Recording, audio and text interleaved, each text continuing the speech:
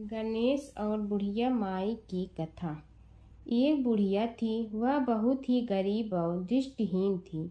उसके एक बेटा और बहू थे। वह बुढ़िया सदैव गणेश जी की पूजा किया करती थी। एक दिन गणेश जी प्रकट होकर उस बुढ़िया से बोले, बुढ़िया माँ, तू जो चाहे सो मांग ले। बुढ़िया बोली, मुझे तो मांगना नहीं आता, कैसे और क्या मांगूं। तब गणेश जी बोले, अपने बहू बेटे से पूछ कर मांग ले। तब बुढ़िया ने अपने बेटे से कहा, गणेश जी कहते हैं तू कुछ मांग ले, बता मैं क्या मांगूं। पुत्र ने कहा, माँ तू धन मांग ले। बहू से पूछा तो बहू ने कहा, नाती मांग ले। तब बुढ़िया ने सोचा कि ये तो अपने अपने मतलब की बात कर रहे हैं। अतः उस बुढ़िया ने पड़ोसन से पूछा तो उन्होंने कहा, बुढ़िया तू तो थोड़े दिन जियोगी, क्यों तू धन मांगो और क्यों नाती मांगे। तू तो अपनी आँखों की रोशनी मांग ले, जिससे तेरी जिंदगी आराम से कट जाए। इस पर बुढ़िया बोली, यदि आप प्रसन्न है तो मुझे 9 करोड़ की माया दे, निरोगी काया दे, अमर सुहाग दे, आँखों की रोशनी दे, नाती दे, पोता दे और सब परिवार को सुख दे और अंत में मोक्ष दे। यह सुनकर तब गणेश जी बोले, बुढ़िया माँ, तुमने तो हमें ठग लिया। फिर भी जो तूने मांगा है वचन के अनुसार सब तुझे मिलेगा। और यह कहकर गणेश जी अंतर ध्यान हो गए। उधर बुढ़िया माँ ने जो कुछ मांगा वह सब कुछ मिल गया। हे गणेश जी महाराज, जैसे तुमने उस बुढ़िया माँ को सब कुछ दिया वैसे ही सबको देना। बुढ़िया माई को मुक्ति दी तुलसी माता की कथा। एक बुढ़िया माई तुलसी जी को सींचती और कहती कि हे तुलसी माता, सत की दाता, मैं तेरा बिडला सींचती हूँ, मुझे बहू दे, पीताम्बर की धोती दे, मीठा मीठा घास दे, बैकुंठा में वास दे, चटक की चाल दे, पटक की मोत दे, चंदन का काठ दे, रानी सा राज दे, दाल भात का भोजन दे, 11 की मौत दे, कृष्ण जी का कंधा दे। तब तुलसी माता यह सुनकर सूखने लगी। तो भगवान ने पूछा कि हे तुलसी, तुम क्यों सूख रही हो। तुलसी माता ने कहा कि एक बुढ़िया रोज आती है और यही बात कह जाती है, मैं सब बात तो पूरा कर दूंगी, लेकिन कृष्ण का कंधा कहाँ से लाऊंगी। तो भगवान बोले, जब वो मरेगी तो मैं अपने आप कंधा दे आऊँगा, तू बुढ़िया माई से कह देना। जब बुढ़िया माई मर गई, सब लोग आ गए। जब माई को ले जाने लगे तो वह किसी से न उठी। तब भगवान एक 12 बरस के बालक का रूप धारण करके आए। बालक ने कहा, मैं कान में एक बात कहूँगा तो बुढ़िया माई उठ जाएगी। बालक ने कान में कहा, बुढ़िया माई मन की निकाल ले, पीताम्बर की धोती ले, मीठा मीठा घास ले, बैकुंठा का वास ले, चटक की चाल ले, पटक की मोत ले, कृष्ण जी का कंधा ले। यह सुनकर बुढ़िया माई हल्की हो गई। भगवान ने कंधा दिया और बुढ़िया माई को मुक्ति मिल गई। हे तुलसी माता, जैसे बुढ़िया माई को मुक्ति दी वैसे सबको देना। वैशाख मास की कथा, अध्याय 15वां। वैशाख मास के धर्म को भी सिद्ध करूंगा। सहस्त्रों मनुष्यों में कोई एक ऐसा होता है जो मुझ में अपने मन प्राण अर्पित करके अपना सर्वस्व मुझे समर्पित कर दे और मेरा भक्त हो जाए। जो ऐसा होता है वही मेरे धर्मों का प्रचार करता है। इस वैशाख मास में से भी मैं वैशाख धर्म में तत्पर रहने वाले महात्मा पुरुषों तथा राजा के द्वारा समयानुसार तुम्हारे लिए भाग दिलाऊंगा। लोक में जो कोई भी वैशाख मास का व्रत करेंगे वे तुम्हें भाग देने वाले होंगे। वैशाख मास में बताए हुए महाधर्म के पालन में तुम कभी विघ्न न उपस्थित करना। यमराज को इस प्रकार आश्वासन देकर भगवान विष्णु वहीं अंतर ध्यान हो गए। ब्रह्मा जी भी अपने सेवकों के साथ सत्यलोक को चले गए। उनके बाद यमराज भी अपनी पुरी को पधारे। वैशाख मास की पूर्णिमा को पहले धर्मराज के उद्देश्य से जल से भरा हुआ घड़ा दही और अन्न देना चाहिए। उसके बाद पितरों, गुरुओं और भगवान विष्णु के उद्देश्य से शीतल जल, दही, अन्न, पान और दक्षिणा फल के साथ कांसे के पात्र में रखकर ब्राह्मण को दान देना चाहिए।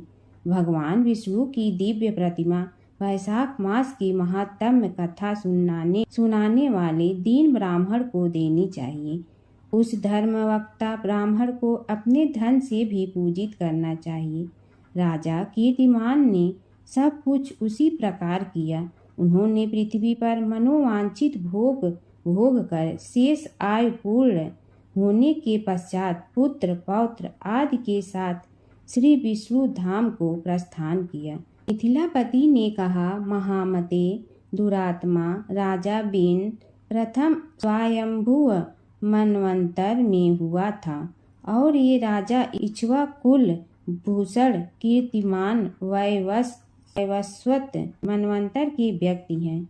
यह बात पहले मैंने आपके मुख से सुन रखी है, परंतु इस समय आपने और ही बात कही है कि यह राजा जब वैकुंठवासी हो जाएंगे उसके बाद राजा बेन उत्पन्न होगा। मेरे इस संशय को आप निवृत्त कीजिए। सुखदेव ने कहा, राजन, पुराणों में जो विषमता प्रतीत होता है वह युग भेद और कल्प भेद की व्यवस्था के अनुसार किसी कल्प में ऐसा ही हुआ होगा कि पहले राजा कीर्तिमान और पीछे बेन हुआ होगा। इसलिए कहीं कथा में समय की विपरीतता देखकर उसके अप्रामाणिक होने की आशंका नहीं करनी चाहिए। धर्मराज जी की परम भक्त पोपा बाई की कथा। एक गांव में एक पोपा बाई रहती थी। जब वह 5 साल की थी तभी से वह नियम से धर्मराज जी व्रत की कथा सुनती थी और व्रत करती थी। एक दिन उसने अपने भाई व भाभी से कहा कि मैं शादी नहीं करूंगी, अब मैं अपना समय भगवान की पूजा अर्चना में ही बिताना चाहती हूँ। इसलिए मेरी झोपड़ी गांव के बाहर बनवा दो और गांव में सबको कह दो कि वह अपनी गाय व बछड़ों को मेरे यहाँ ही घास भूस चरने को भेज दो और जिसकी भी इच्छा हो, श्रद्धा हो, मुझे खाना भिजवा दो। एक दिन नगर का राजा शिकार खेलने जंगल में आया और गांव के बाहर जंगल के पास बनी झोपड़ी देखकर रुक गया। झोपड़ी के पास जाकर उसने आवाज लगाई कि कौन है, लेकिन भीतर से कोई आवाज न आने पर वह लगातार दरवाजा खटखटाता रहा। तब पोपा बाई उठी और कहने लगी कि कौन हो तुम जो बार बार दरवाजा बजा रहे हो, क्यों आवाज लगा रहे हो? राजा ने कहा कि मैं यहाँ का राजा हूँ और तुम्हारे साथ विवाह करूँगा। पोपा बाई ने कहा कि जहाँ से आए हो वहीं चले जाओ, मैं किसी पराये आदमी का मुँह नहीं देखती हूँ।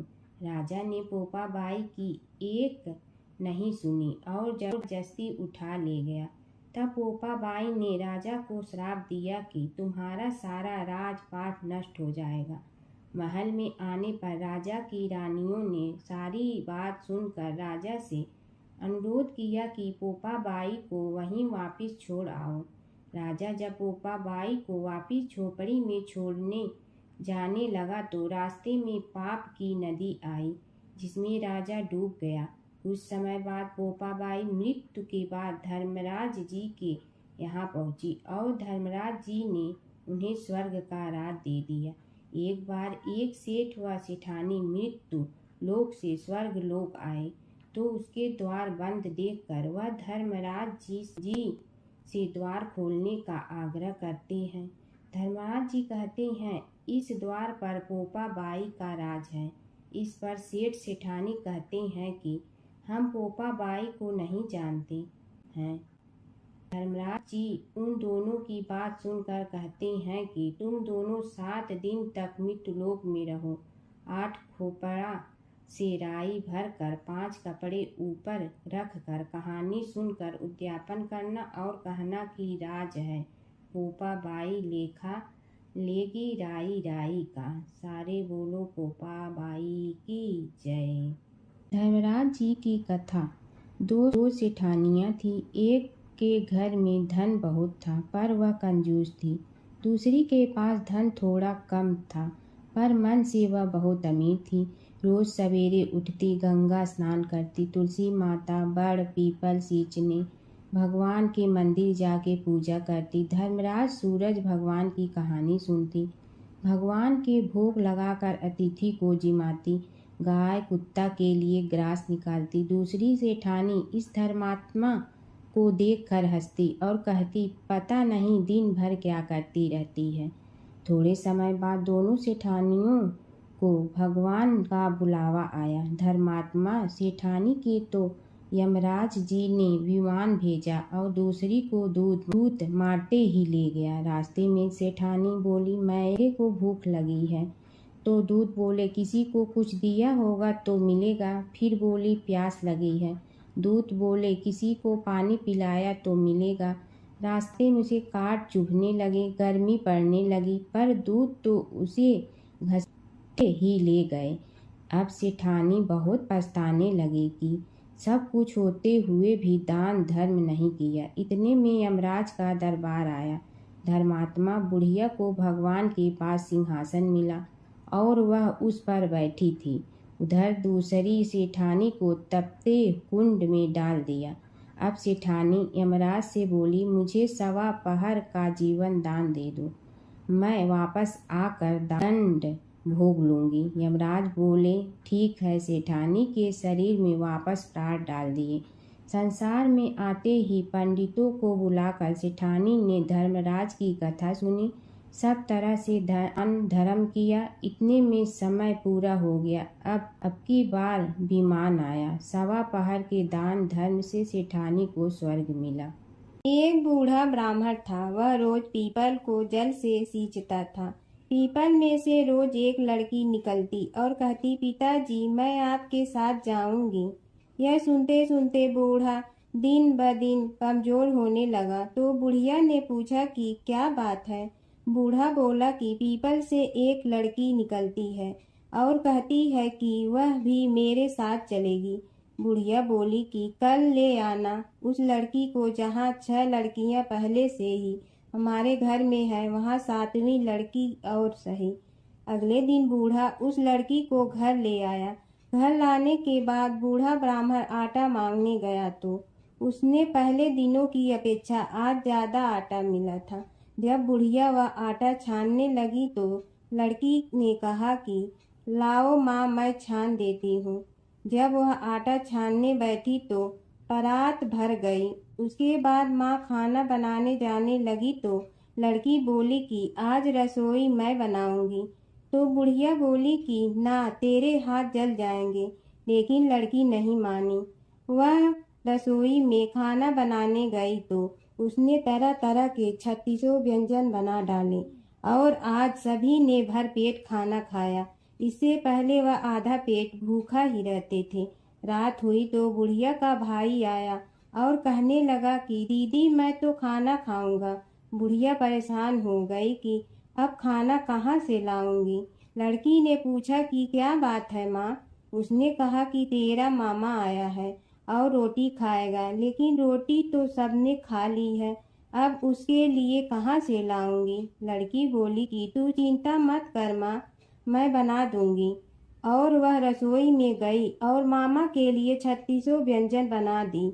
मामा ने भरपेट खाया और कहा भी कि ऐसा खाना इससे पहले उसने कभी नहीं खाया है। बुढ़िया ने कहा कि भाई तेरी बावनी भाजी है, उसी ने बनाया है। शाम हुई तो लड़की बोली कि माँ चौका लगा के चौके का दिया जला देना, कोठे में मैं सोऊंगी। बुढ़िया बोली कि ना बेटी, तू डर जाएगी। लेकिन वह बोली कि ना माँ, मैं नहीं डरूंगी, मैं अंदर कोठे में ही सोऊंगी। वह कोठे में ही जाकर सो गई।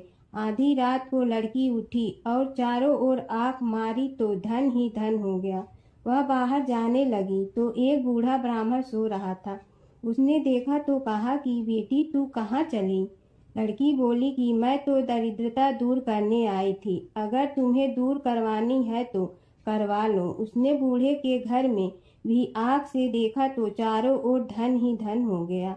सुबह सवेरे सब उठे तो लड़की को ना पाकर उसे ढूंढने लगे कि पावनी बेटी कहाँ चली गई। बूढ़ा ब्राह्मण बोला कि वह तो लक्ष्मी माता थी, जो तुम्हारे साथ मेरी दरिद्रता भी दूर कर गई। हे लक्ष्मी माता, जैसे आपने उनकी दरिद्रता दूर की, वैसे ही सबकी करना। एक नगर में एक ब्राह्मण दंपति रहते थे। वे दोनों प्रतिदिन 7 कोस दूर गंगा और यमुना नदी में स्नान करने जाते थे। इतनी दूर आने जाने से ब्राह्मण की पत्नी थक जाती थी। एक दिन उसने अपने पति से कहा कि हमारा एक पुत्र होता तो कितना अच्छा रहता।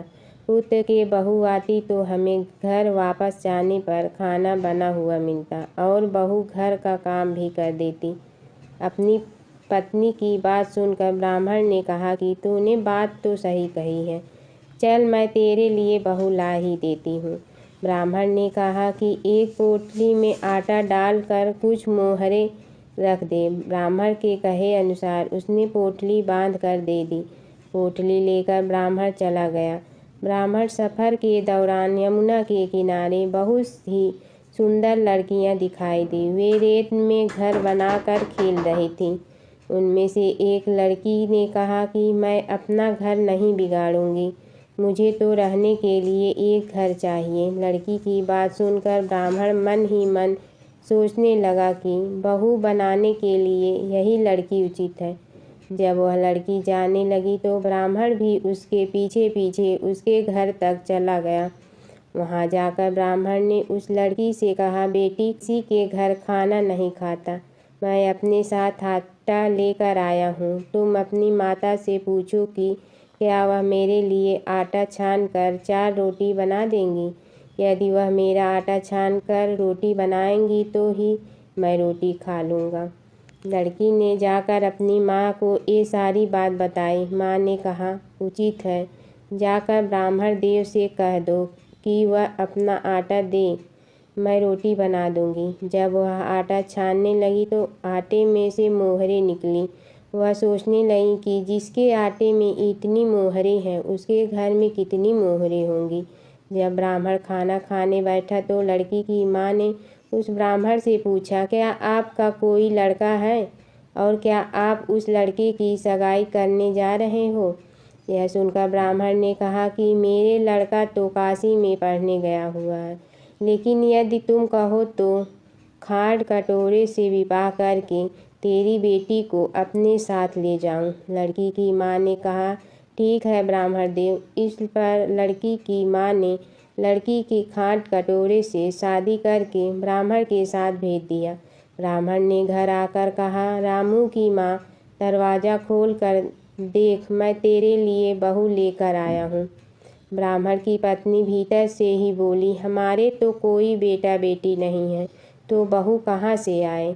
दुनिया ताने मारती थी, अब आप भी मारने लगे। ब्राह्मण ने कहा, तू दरवाज़ा खोल कर तो देख। जब ब्रह्मचारी ने दरवाज़ा खोला तो सामने बहू को खड़ी देखा। उसने बहू का स्वागत किया और आदर सत्कार से अंदर ले गई। अब जब ब्राह्मण अपनी पत्नी के साथ नदी स्नान करने जाता तो पीछे से बहू घर का सारा काम करके और खाना बना कर रखती थी। वह उनके कपड़े धोती और रात को हाथ पैर भी दबाती थी। इस तरह बहुत दिन बीत गए। ब्रह्मचारी ने अपनी बहू से कहा कि बहू, कभी भी चूल्हे की आग मत बुझने देना और मटके का पानी खत्म मत होने देना। परंतु एक दिन चूल्हे की आग बुझ गई। यह देखकर बहू घबरा गई और भागी भागी अपनी पड़ोसन के पास गई और कहा कि मेरे चूल्हे की आग बुझ गई है, मुझे थोड़ी आग चाहिए। मेरे सास ससुर सुबह 5 बजे से गए हुए हैं, वह थके हुए घर आएंगे, इसलिए मुझे उनके लिए खाना बनाना है। यह सुनकर पड़ोसन ने कहा कि तू तो बावली है, तुझे यह दोनों मिलकर पागल बना रहे हैं। इनके कोई पुत्र नहीं है, ये निसंतान है। बहू ने कहा, नहीं, ऐसा मत बोलो, इनका बेटा तो बनारस काशी में पढ़ने गया हुआ है। इस पर पड़ोसन ने कहा कि यह तुझे झूठ बोलकर लाए हैं, मेरी बात सच मान, इनके कोई बेटा नहीं है। अब बहू पड़ोसन की बातों में आ गई और कहने लगी कि अब आप ही बताओ, मैं क्या करूं। पड़ोसन ने कहा कि क्या है, जब तुम्हारे सास ससुर आए तो जली हुई रोटियां बना कर देना और बिना नमक की दाल बना कर देना। खीर की करछी दाल में और दाल की करछी खीर में डाल देना। पड़ोसन ने उसे अच्छे से सिखा पढ़ा दिया। फिर जब उसने सास ससुर घर आए तो उसने न तो उनका आदर सत्कार किया, ना ही उनके कपड़े धोए। जब उसने सास ससुर को खाना दिया तो सास बोली, बहू आज यह रोटियां जली हुई क्यों हैं और दाल भी अलूनी है। तब बहू ने पलट कर कहा कि एक दिन ऐसा खाना खा लोगे तो कुछ बिगड़ नहीं जाएगा। तुम्हारा सास ससुर को खरी खोटी सुनाकर वह फिर से पड़ोसन के पास गई और बोला कि अब आगे क्या करना है। पड़ोसन ने कहा कि अब तुम सातों कोठों की चाबी मांग लेना। अगले दिन जब भी स्नान करने के लिए जाने लगे तो बहू अड़ गई कि मुझे तो सातों कोठों की चाबी चाहिए। तब ससुर ने कहा कि इसे चाबी दे दो। तब सास ने बहू को चाबी दे दी। सास ससुर के जाने के बाद जब बहू ने दरवाजे खोले तो देखा कि किसी में अन्न भरा है, किसी में धन भरा है और किसी कोठे में बर्तन पड़े हैं। जब उसने सबसे ऊपर का 7वां कोठा खोला तो देखा कि शिव जी, पार्वती माता, लक्ष्मी, गणेश जी, पीपल पथवारी, कार्तिक के ठाकुर, राई, दामोदर, तुलसी जी का बिड़वा, गंगा, यमुना और 33 कोटि देवी देवता विराजमान है। वहीं पर एक लड़का चंदन की चौकी पर बैठा माला जप रहा है। यह सब देखकर उसने लड़के से पूछा कि तुम कौन हो। तब लड़का बोला कि मैं तेरा पति हूँ, अभी दरवाज़ा बंद कर दे, जब मेरे माता पिता आएंगे तब दरवाज़ा खोलना। यह सब देखकर बहू बहुत खुश हुई और 16 श्रृंगार कर सुंदर वस्त्र पहनकर अपने सास ससुर का इंतजार करने लगी। उसने अपने सास ससुर के लिए अच्छे अच्छे पकवान बनाए। जब उसके सास ससुर घर पर आए तो उसने उनका आदर सत्कार किया और प्रेम पूर्वक खाना खिलाया और हाथ पैर दबाने लगी। पैर दबाते दबाते बहू ने कहा कि माँ, आप इतनी दूर गंगा यमुना स्नान करने के लिए जाती हो तो आप थक जाती हो, इसलिए आप घर पर ही स्नान क्यों नहीं कर लेती। यह सुनकर सास कहने लगी कि बेटी, गंगा यमुना घर पर तो नहीं बहती हैं। तब उसने कहा, हाँ माँ जी, बहती हैं, चलो मैं आपको दिखाती हूँ। जब बहू ने 7वां कोठा खोल कर दिखाया तो उसमें शिव जी, पार्वती जी, गणेश जी, लक्ष्मी जी, पीपल पथवारी, कार्तिक के ठाकुर, राई, दामोदर, तुलसी जी का बिड़वा, गंगा यमुना बह रही थी और 33 कोटि देवी देवता विराजमान हैं। वहीं चौकी पर बैठा एक लड़का माला जप रहा है। माँ ने उसे देखकर कहा कि बेटा, तुम कौन हो। लड़का बोला, माँ, मैं तेरा बेटा हूँ। तब ब्रह्माणी ने पूछा कि तू कहाँ से आया है। लड़के ने जवाब दिया कि मुझे कार्तिक ने भेजा है। माँ ने कहा, बेटा, यह संसार कैसे मानेगा कि तू मेरा बेटा है। माँ ने कुछ विद्वान पंडितों से मदद मांगी। पंडितों ने कहा, इस पार बहू बेटा खड़े हो जाए और उस पार माँ खड़ी हो जाए। माँ ने चमड़े की अंगिया पहनी हो और छाती में से दूध की धार निकलकर बेटे की दाढ़ी मूछ भिगे और पवन पानी से गठजोड़ा बंधे, तब मानेंगे कि यह इस माँ का बेटा है। उसने ऐसा ही किया। चमड़े की अंगिया फट गई और छाती में से दूध की धार निकलकर बेटे की दाढ़ी मूछ भीग गई। पवन पानी से बहू बेटे का गठजोड़ा बंध गया। यह सब देखकर ब्राह्मण और उसकी पत्नी की खुशी का ठिकाना न रहा। माता सीता की कथा। यह कहानी सीता माता कहती थी और श्री राम इसे सुना करते थे। एक दिन श्री राम भगवान को किसी काम के लिए बाहर जाना पड़ा तो सीता माता कहने लगी कि भगवान, मेरा तो 12 वर्ष का नित्य नियम है। अब आप बाहर जाएंगे तो मैं अपनी कहानी किसे सुनाऊंगी। श्री राम ने कहा कि तुम कुएं की पाल पर जाकर बैठ जाना और वहां जो औरतें पानी भरने आएंगी उन्हें अपनी कहानी सुना देना। सीता माता कुएं की पाल पर जाकर बैठ जाती हैं। एक स्त्री आई, उसने रेशम की जड़ी की साड़ी पहन रखी थी और सोने का घड़ा ले रखा था।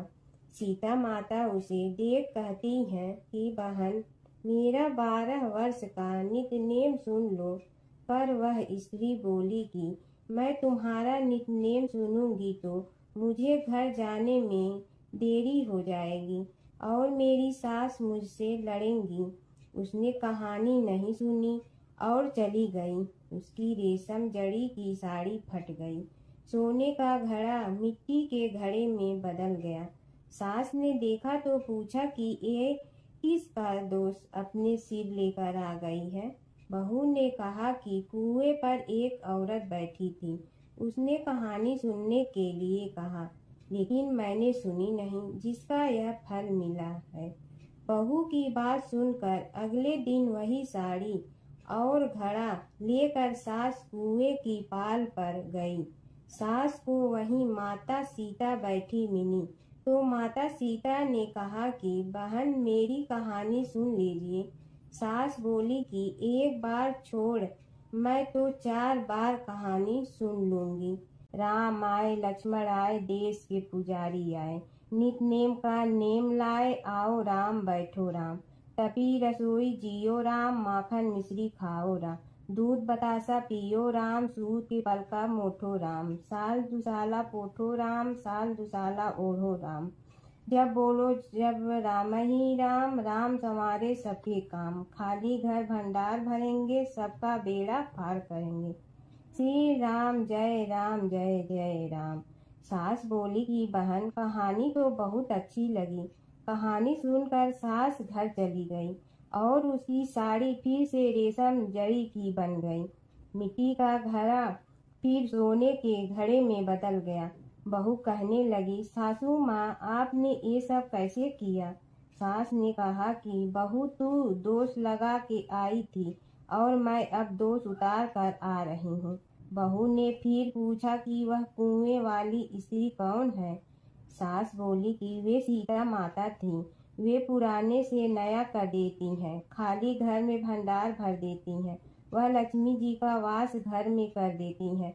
आदमी की जो भी इच्छा हो उसे पूरा कर देती हैं। बहू बोली कि ऐसी कहानी मुझे भी सुना दो। सास बोली कि ठीक है, तुम भी सुनो। और सास ने कहानी शुरू की। राम आए लक्ष्मण आए, देश के पुजारी आए, नित नेम का नेम लाए, आओ राम बैठो राम। तपी रसोई जियो राम, माखन मिश्री खाओ राम। दूध बतासा पियो राम, सूत के पलका मोठो राम। साल दुसाला पोठो राम, साल दुसाला ओढ़ो राम। जब बोलो जब राम ही राम, राम संवारे सबके काम। खाली घर भंडार भरेंगे, सबका बेड़ा पार करें। श्री राम जय जय राम। कहानी सुनकर बहू बोली कि कहानी तो बहुत अच्छी है। सास ने कहा कि ठीक है, इस कहानी को रोज कहा करेंगे। अब सास बहू रोज सवेरे उठती, नहाती धोती और पूजा करने के बाद नितनेम की सीता की कहानी कहती। एक दिन उनके यहाँ एक पड़ोस की औरत आई और बोली कि बहन, जरा सी आँच दे ना। तो वह बोली कि आज तो अभी हमने जलाई ही नहीं।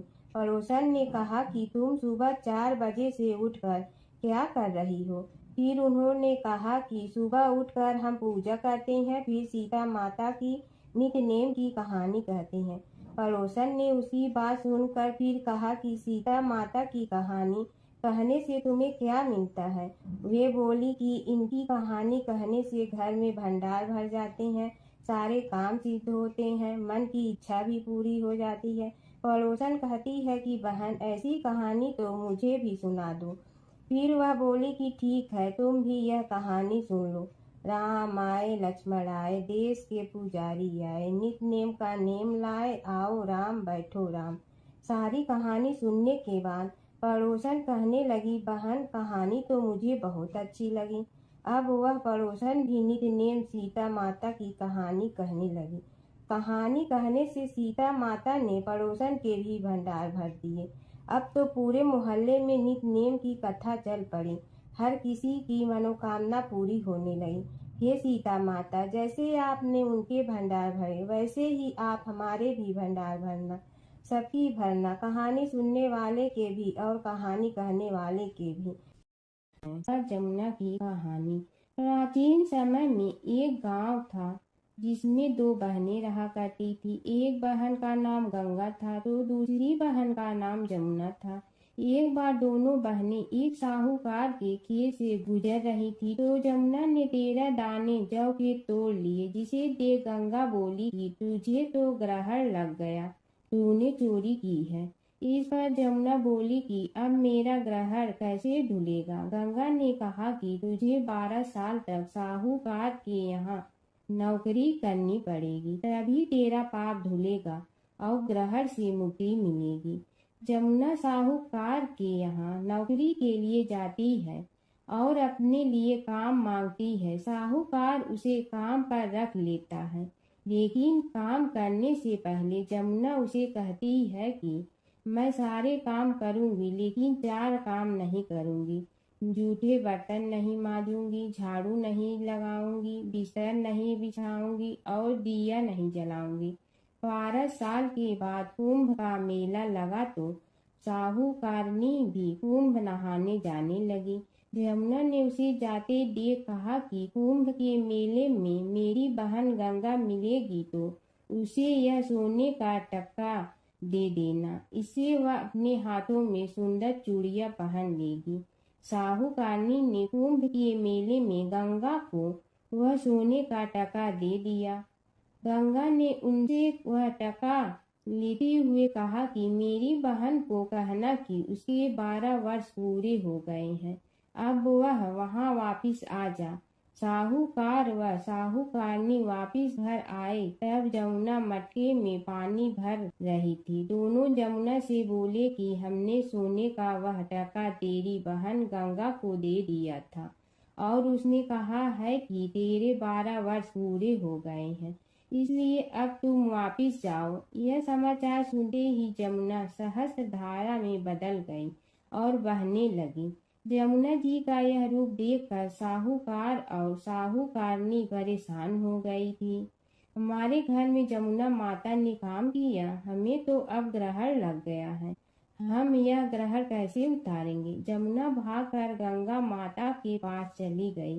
गंगा ने जमुना से पूछा कि तुम साहूकारनी से कुछ कहकर आई हो या ऐसे ही बिना बताए आ गई। तब जमुना बोली कि मैं तो कुछ भी बताकर नहीं आई हूँ। गंगा ने कहा कि जा उन्हें धीरज दे आ, नहीं तो उन्हें जीवन भर असंतोष ही रहेगा।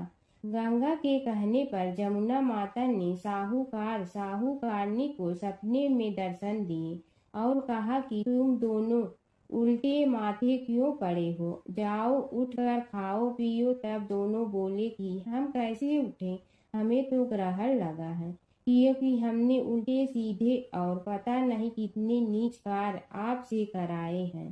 तब जमुना जी बोली कि तुम्हें ग्रहण नहीं लगा है, ग्रहण तो मुझे लगा था कि मैंने तुम्हारे खेत से 13 दाने जौ के चुराए थे।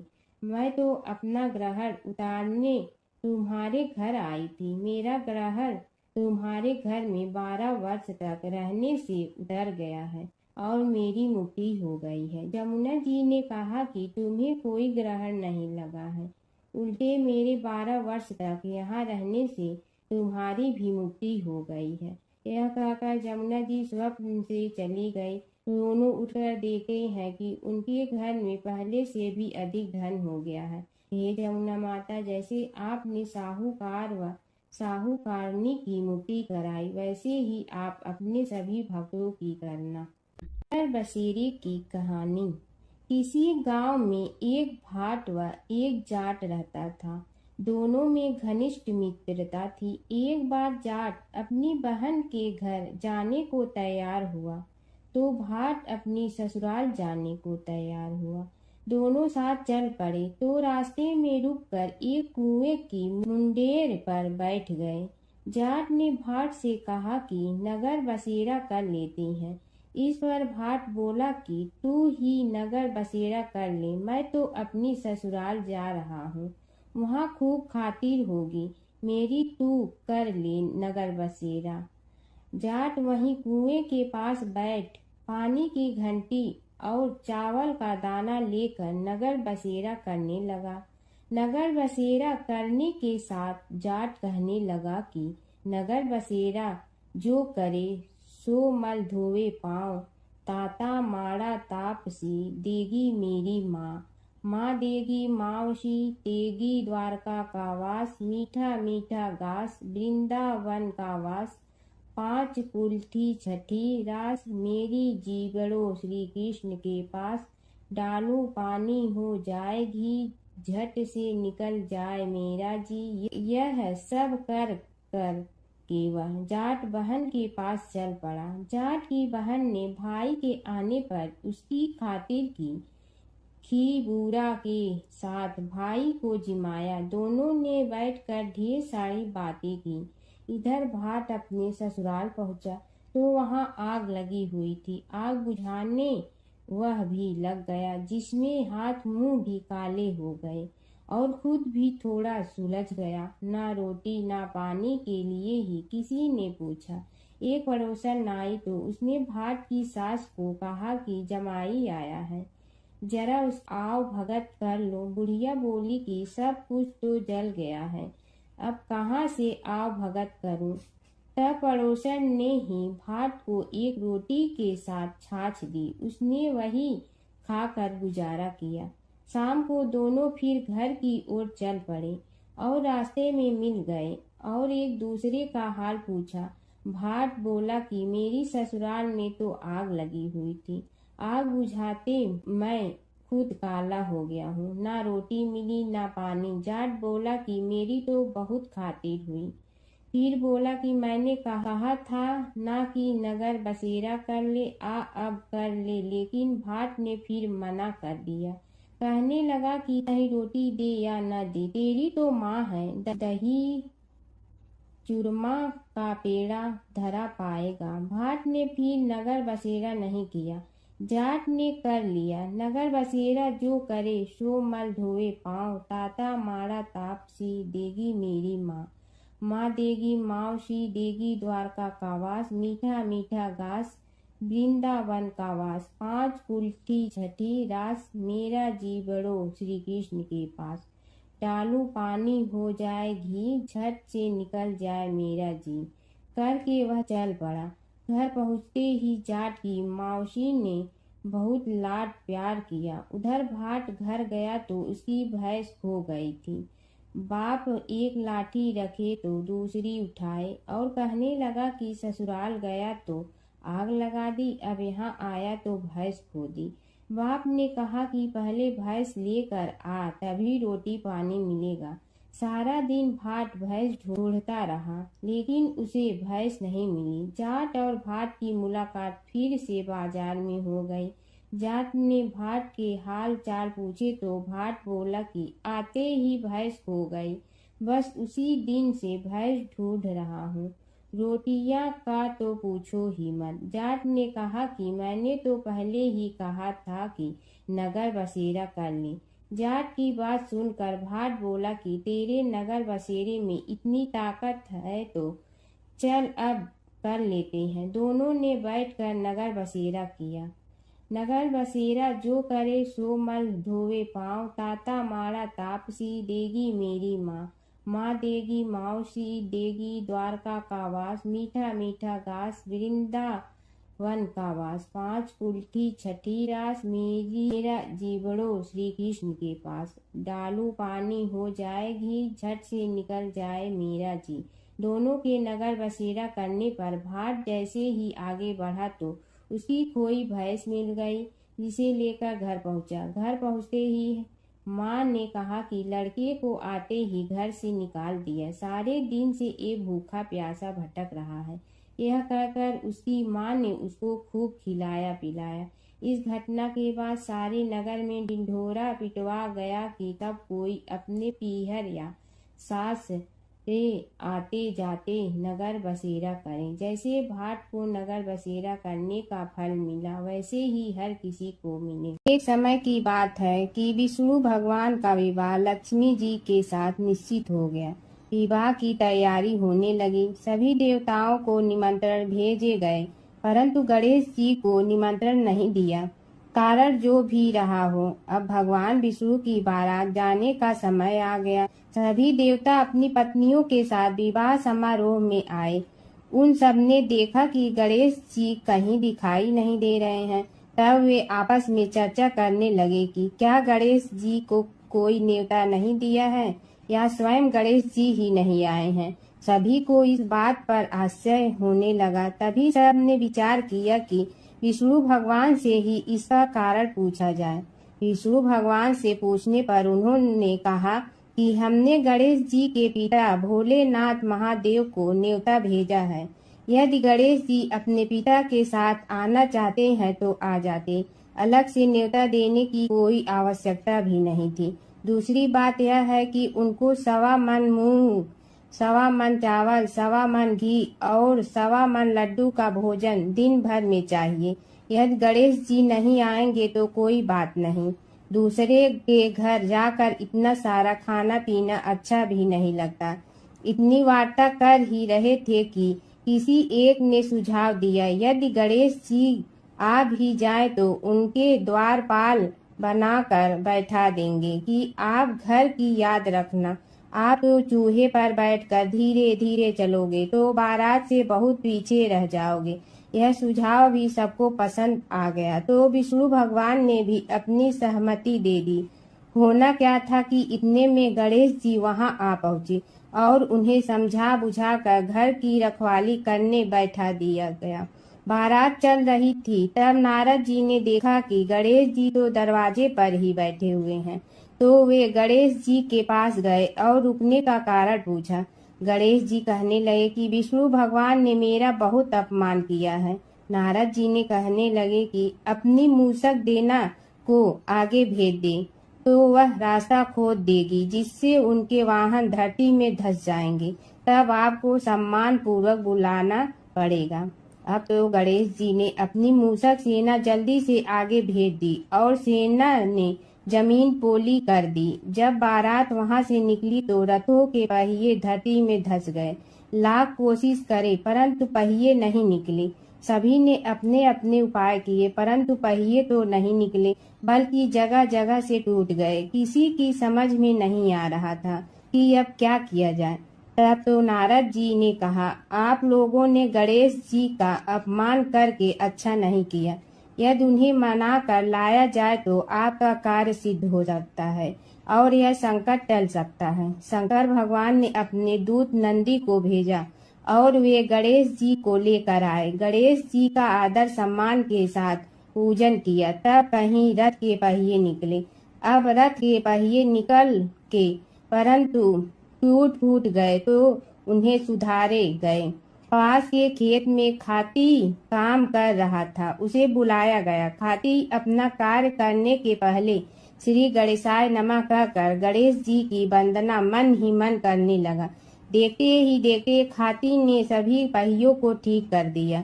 तब खाती कहने लगा कि हे देवताओं, आपने सर्वप्रथम गणेश जी को नहीं मनाया होगा और न ही उनकी पूजन की होगी, इसीलिए तो आपके साथ यह संकट आया है।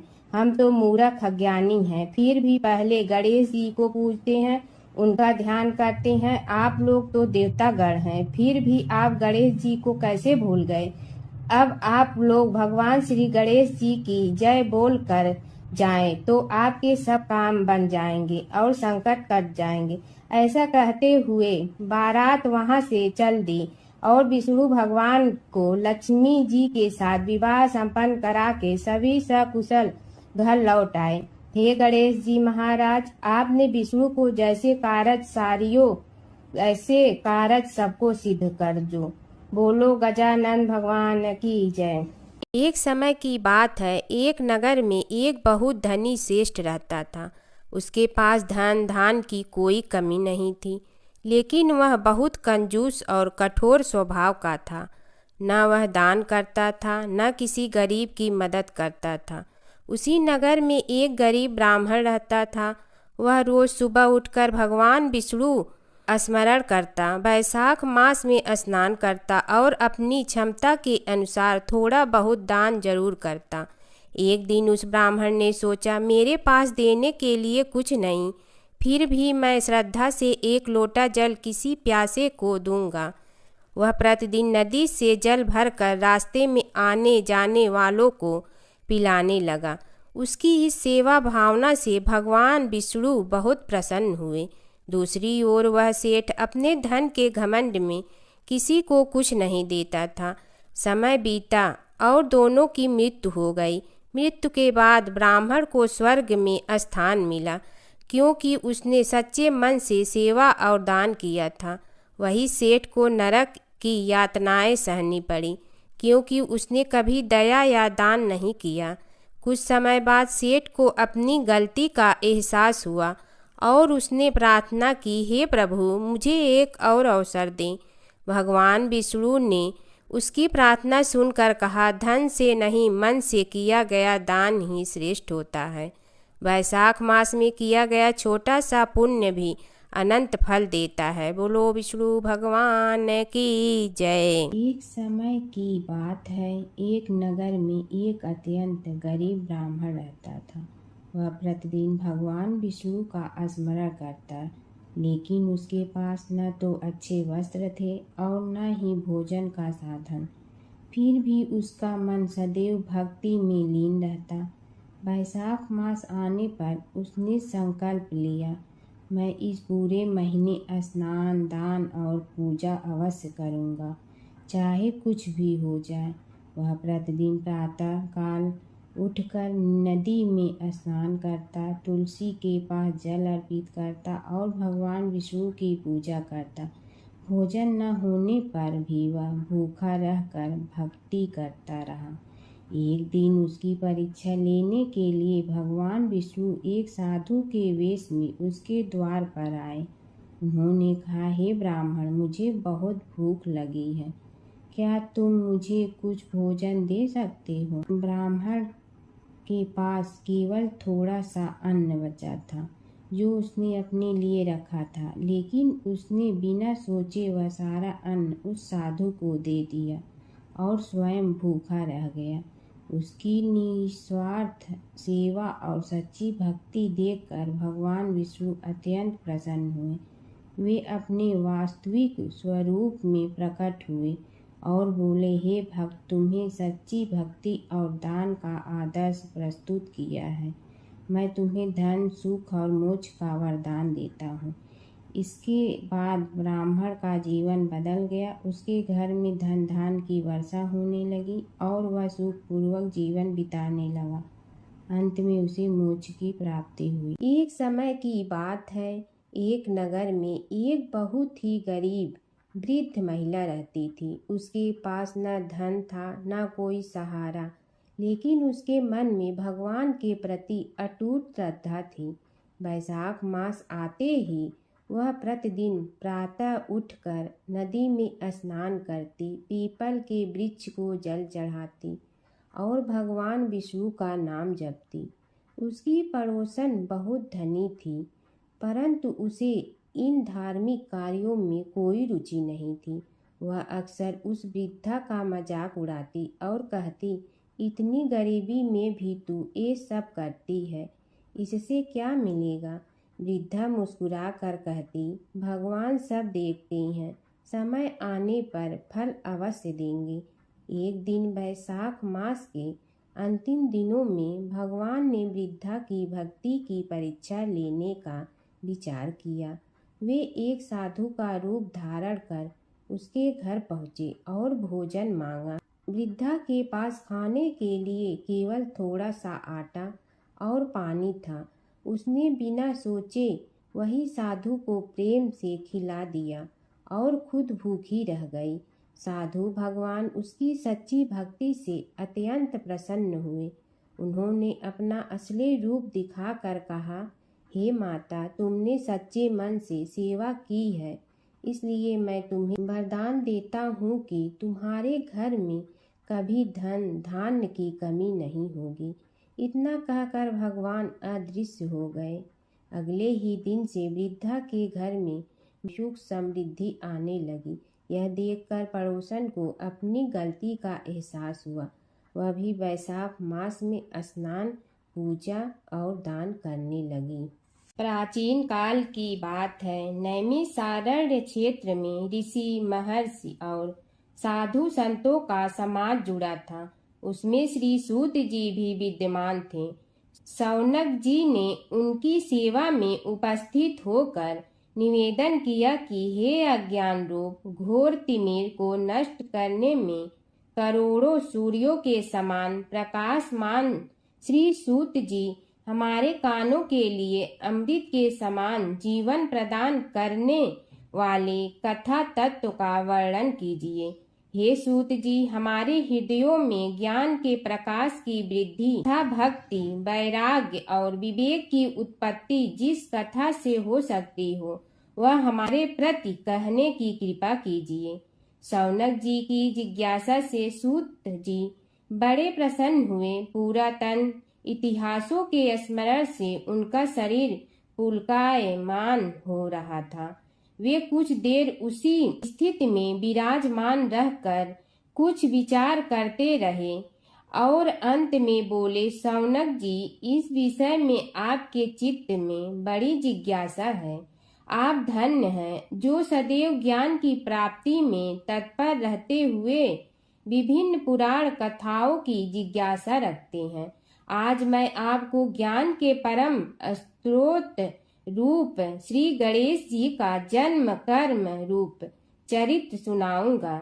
गणेश जी से ही सभी ज्ञानों, सभी विद्याओं का उद्भव हुआ है। अब आप सावधान चित्त से विराजमान हो। श्री गणेश जी के ध्यान और नमस्कार पूर्वक उनका चरित्र श्रवण करें। नमस्तस्मै गणेशाय ब्रह्मा विद्या प्रदायिनी यनागस्त्यसमः साक्षात विघ्न सागर सोषणे।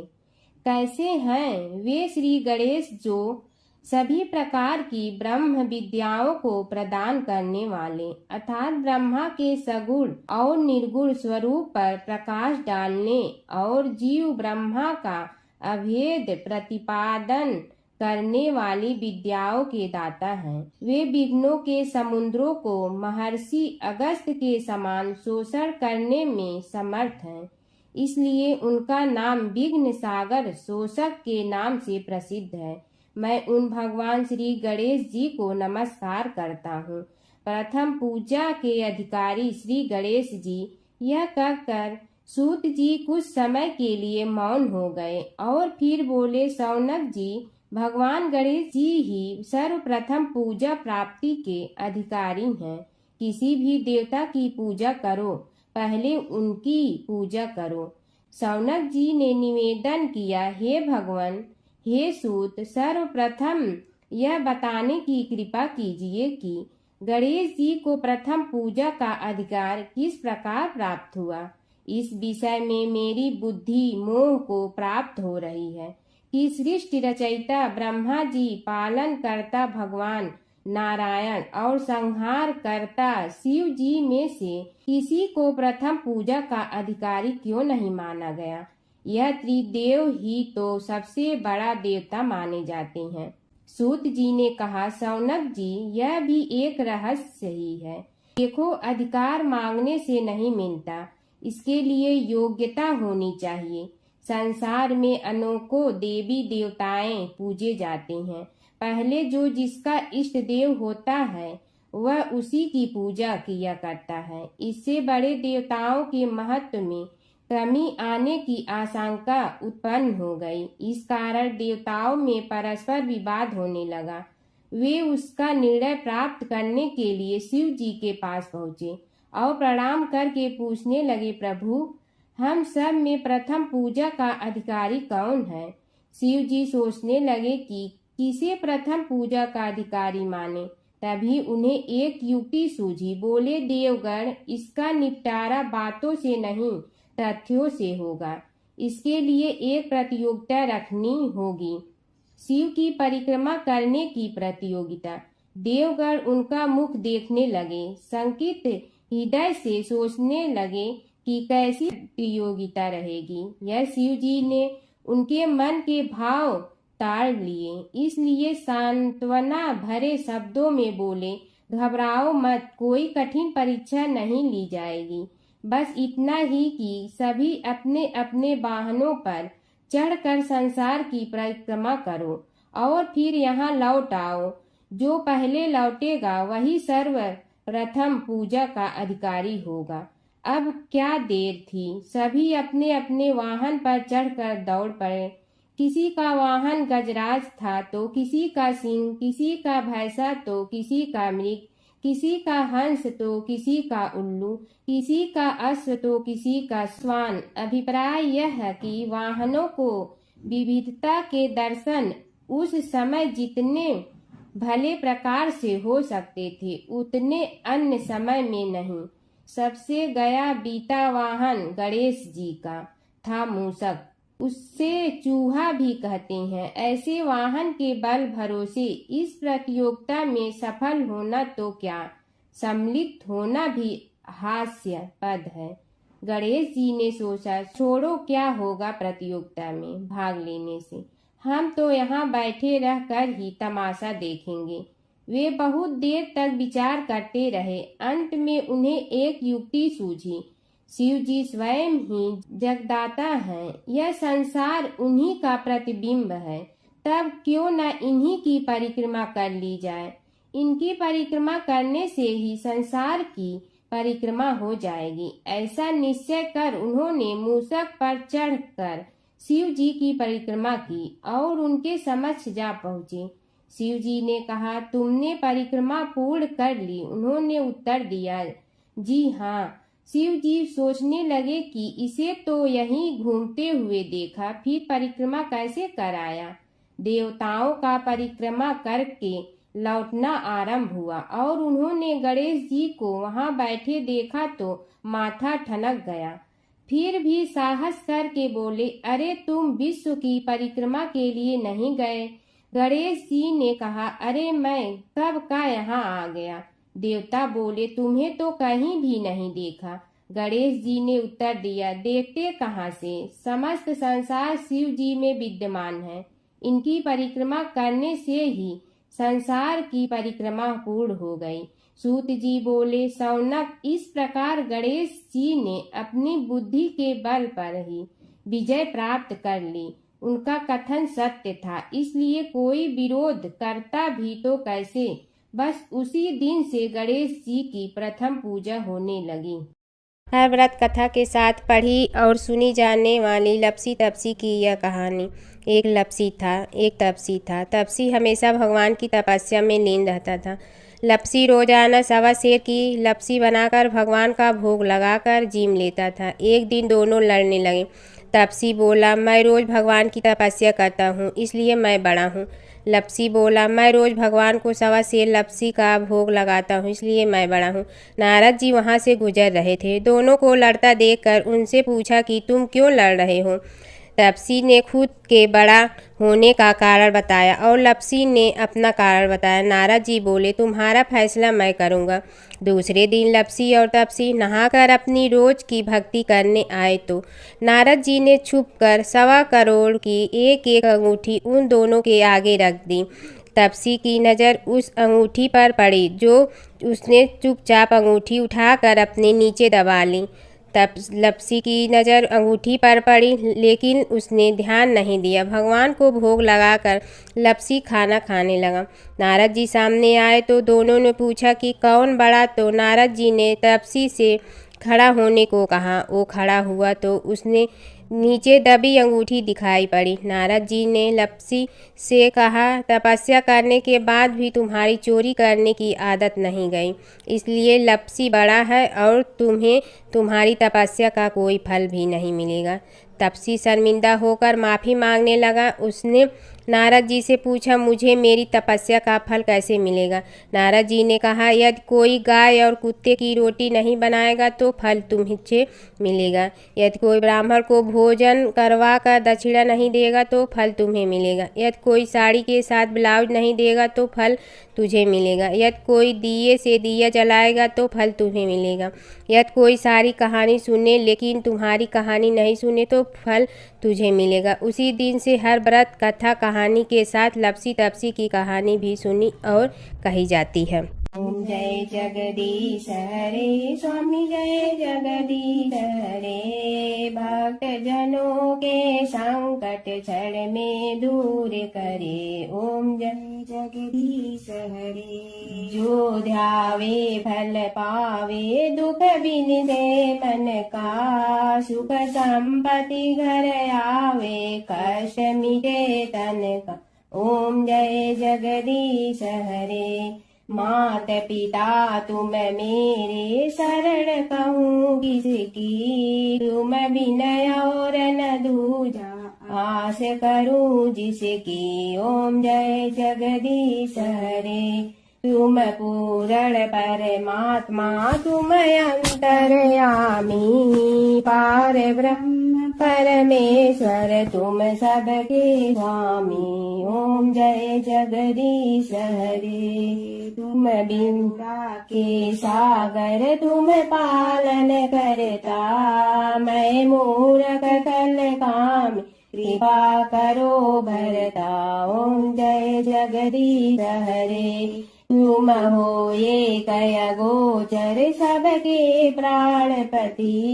किस विधि मिलूं दया में तुमको मैं कुमति। ओम जय जगदीश हरे। दीन बंधु दुख हरता तुम रक्षक मेरे। अपने हाथ उठाओ द्वार पड़ा तेरे। ओम जय जगदीश हरे। विषय विकार मिटा पाप हरो देवा। श्रद्धा भक्ति बढ़ाओ संतन की सेवा। ओम जय जगदीश हरे।